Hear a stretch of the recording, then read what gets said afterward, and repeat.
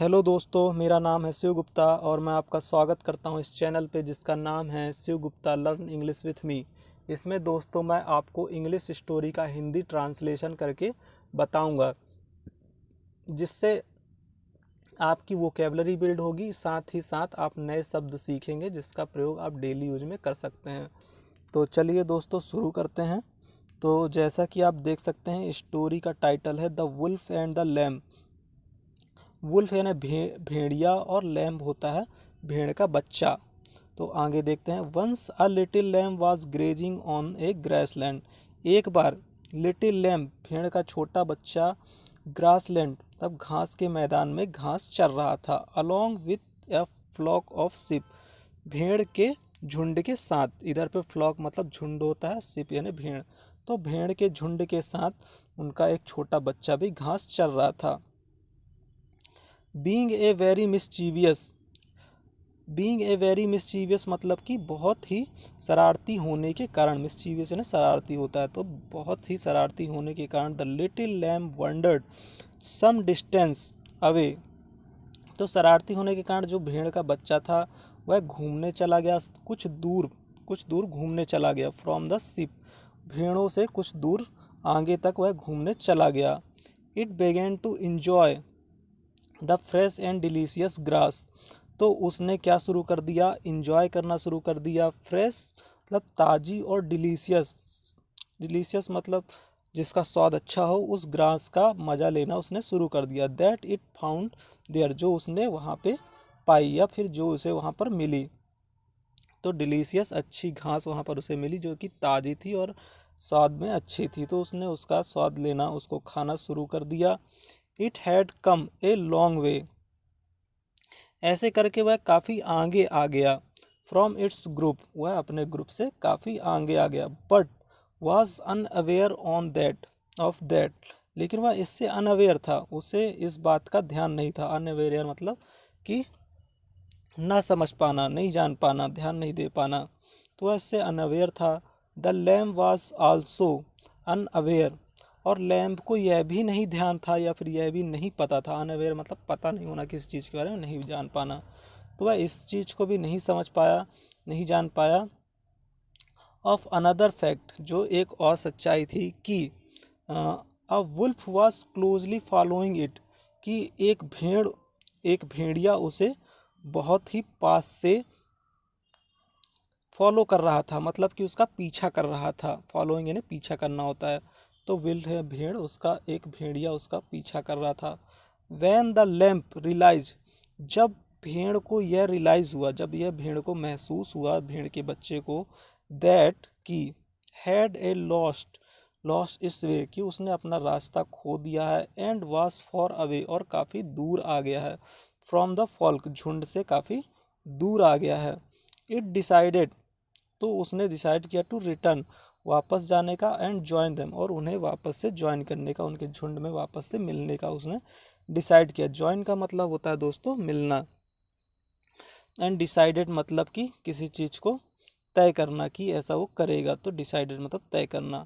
However, हालांकि the lamb was stunned, lamb को काफ़ी आश्चर्य हुआ। स्टन्ड मतलब कि बिल्कुल आश्चर्य हो जाना अचानक से कि ये क्या हो गया। तो लैम्ब वाज स्टन्ड टू सी, क्या करके? देख कर। हंग्री एंड कनिंग वुल्फ, भूखा और चतुर भेड़िए को देखकर वह काफ़ी शौक में आ गया, काफ़ी डर गया। वुल्फ स्टैंडिंग बिहाइंड इट, जो कि उसके पीछे ही खड़ा था।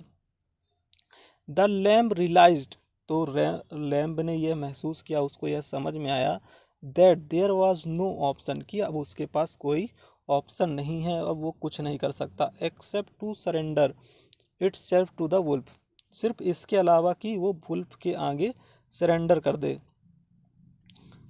तो आगे देखते हैं।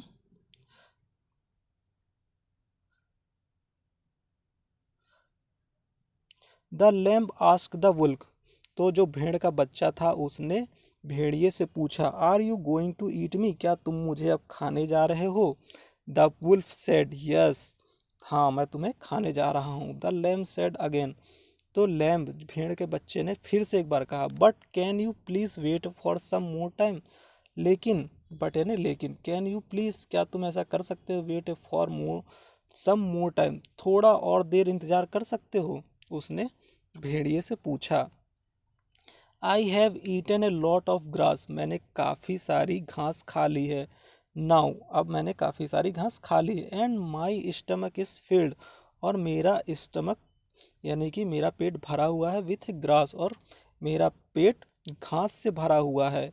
If you eat me now, अगर तुम अभी मुझे खाते हो, यू विल फील, तो तुम्हें ऐसा महसूस होगा, as as as though you are eating grass, जैसा कि तुम घास खा रहे हो। So please wait until the grass is digested, तो आप ऐसा करो कि थोड़ा देर वेट करो, थोड़ा देर इंतज़ार करो, जब तक कि घास पच जाए। डाइजेस्टेड यानी पचना होता है, ग्रास यानी घास। तो उसने कहा कि आप मेरे घास को पचने तक इंतज़ार करो, जो घास मैंने खाई है। द वुल्फ एग्रीड, तो वुल्फ मान गया, उसकी बातों में आ गया वुल्फ और मान गया। Oh yes I will wait, ठीक है मैं वेट करूँगा, मैं इंतज़ार करूँगा। वेट है ना, इंतज़ार करना होता है। You are here before me and I can wait for some more time, तुम मुझसे पहले यहाँ आए हो, और और मैं कुछ देर तुम्हारा इंतज़ार कर सकता हूँ।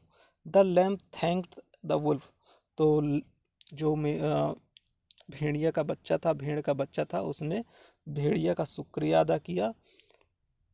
उसने कहा कि ठीक है, चलिए आपने मुझे टाइम दिया, आपका धन्यवाद।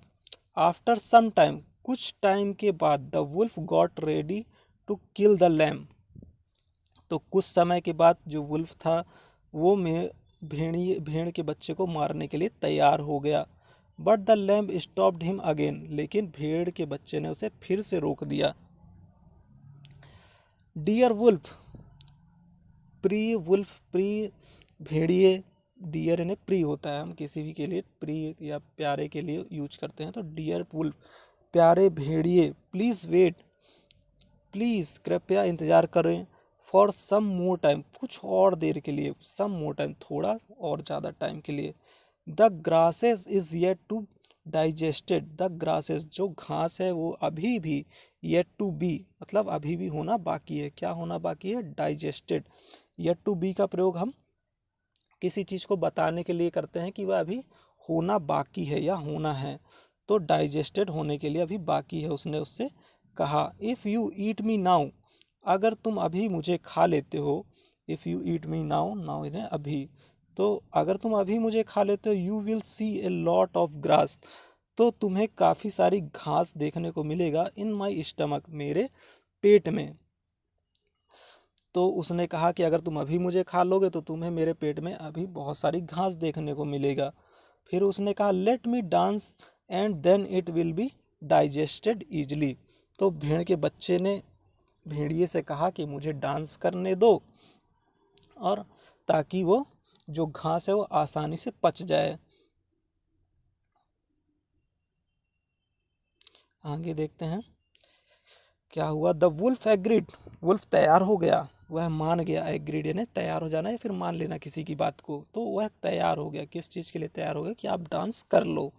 द लिटिल लैम्प डांस क्रेजली, तो जो छोटा भेड़ का बच्चा था वो बिल्कुल पागलों की तरह नाचने लग गया। फॉर अ वाइल, कुछ देर के लिए। क्रेजली यानी पागल होता है, यह मेंटल, दिमाग से थोड़ा कमज़ोर पागल होना ही क्रेजली कहलाता है।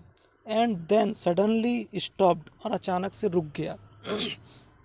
कुछ देर तो वो भेड़ का बच्चा काफ़ी पागलों की तरह नाचा, और फिर थोड़ा देर बाद रुक गया। The wolf inquired what had happened, wolf ने इंक्वायरी की, उसने जांच की, उसने पता किया कि क्या हो गया, उसने उससे पूछा। तो द वुल्फ इंक्वायर्ड, तो उसने उससे पूछा, व्हाट हैड हैपेंड, क्या हो गया। द लैम्प सेड, तो भेड़ के बच्चे ने कहा, आई कैन नॉट डांस, मैं डांस नहीं कर सकता प्रॉपरली, अच्छे से, because there is no music, यहाँ पे कोई भी म्यूजिक नहीं है, कोई भी संगीत नहीं है, तो मैं डांस नहीं कर पा रहा हूँ अच्छे से, उसने ऐसा कहा। यू सी दिस बेल, आगे भेड़ के बच्चे ने कहा कि you see this bell around my neck, तुम इस घंटी को देख सकते हो जो मेरे गले में बंधी हुई है। नेक यानी गला होता है, अराउंड यानी के चारों तरफ, बेल यानी घंटी। तो उसने कहा कि तुम ये घंटी देख सकते हो जो मेरे गले के चारों तरफ बंधी हुई है। आगे उसने कहा कैन यू अनटाई, क्या तुम इसे खोल सकते हो। This bell and ring it loudly, क्या तुम इसे खोल सकते हो और इसे तेजी से बजा सकते हो। लाउडली है ना तेजी से बजाना, लाउडली है ना तेज, और रिंग यानी बजाना किसी घंटी को, बेल यानी घंटी होता है। Then I can dance fast and the grass is my stomach also will get digested fast. तो उसने मेमने के बच्चे ने कहा, भेड़े के बच्चे ने कहा कि आई कैन डांस, कि अगर तुम खोल देते हो इसे तो मैं डांस आसानी से कर सकता हूँ और घास जो है वो बहुत जल्दी ही पच जाएगी।